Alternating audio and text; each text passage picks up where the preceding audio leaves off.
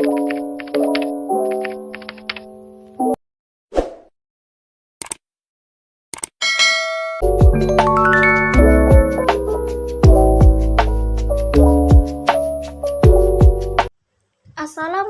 warahmatullahi wabarakatuh. Perkenalkan, nama saya Maulidah Husnika dengan NIM 212340009, Prodi Perpustakaan dan Ilmu Informasi, Fakultas Bahasa dan Seni Universitas Negeri Padang.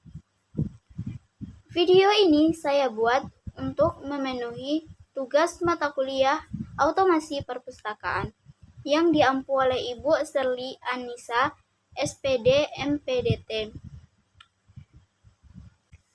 Pokok pembahasan dari video saya ini ialah perangkat keras dan perangkat lunak yang digunakan untuk membangun sistem automasi perpustakaan dan pertimbangan dalam memilih dan menerapkan sistem automasi perpustakaan. Di mana di sini perangkat keras adalah salah satu komponen dari sebuah komputer yang sifatnya dapat dilihat dan diraba oleh manusia secara langsung. Sebelum memulai proses automasi, sebuah perangkat keras perlu disiapkan.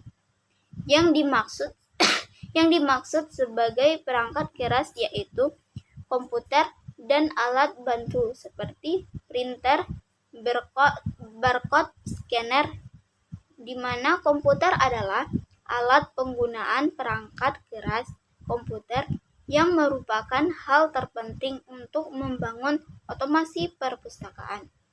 Sedangkan printer adalah peranti yang menampilkan data dalam bentuk cetakan, baik berupa teks maupun gambar atau grafik di atas kertas.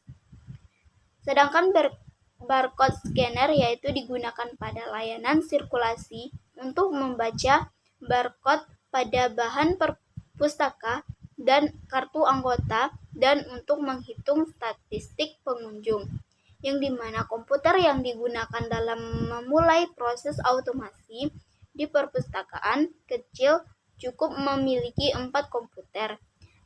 Namun pada perpustakaan besar memerlukan banyak komputer agar pelayanan kepada pengguna berjalan dengan lancar.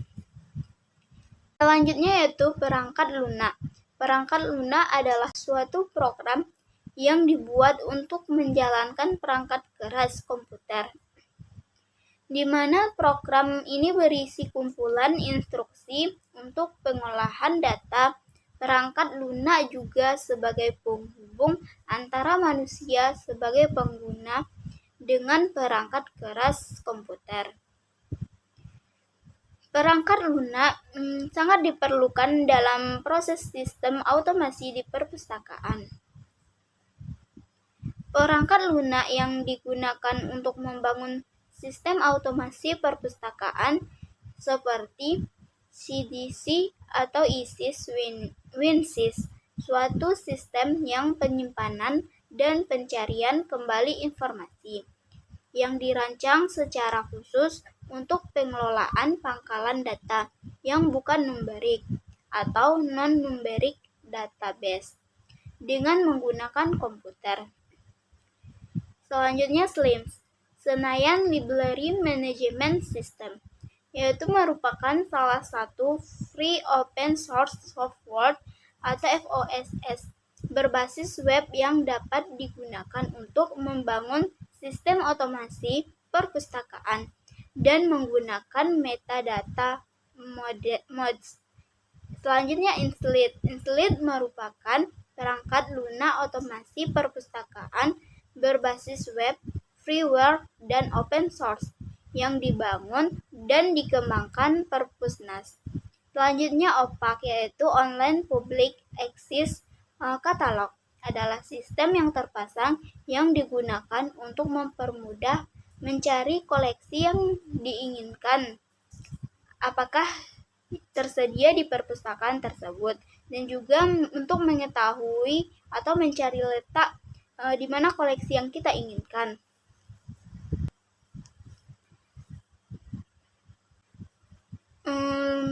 Selanjutnya yaitu pertimbangan dalam memilih dan menerapkan sistem automasi perpustakaan.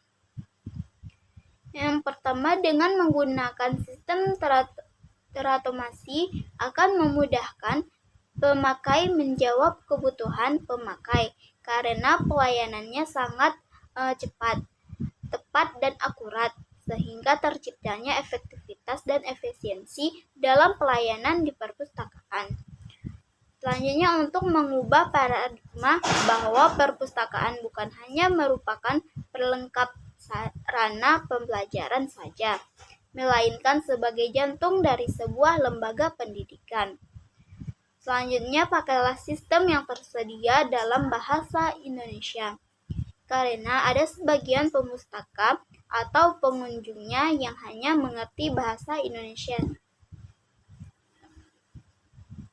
Baiklah, hanya itu yang dapat saya jelaskan di video kali ini. Assalamualaikum warahmatullahi wabarakatuh.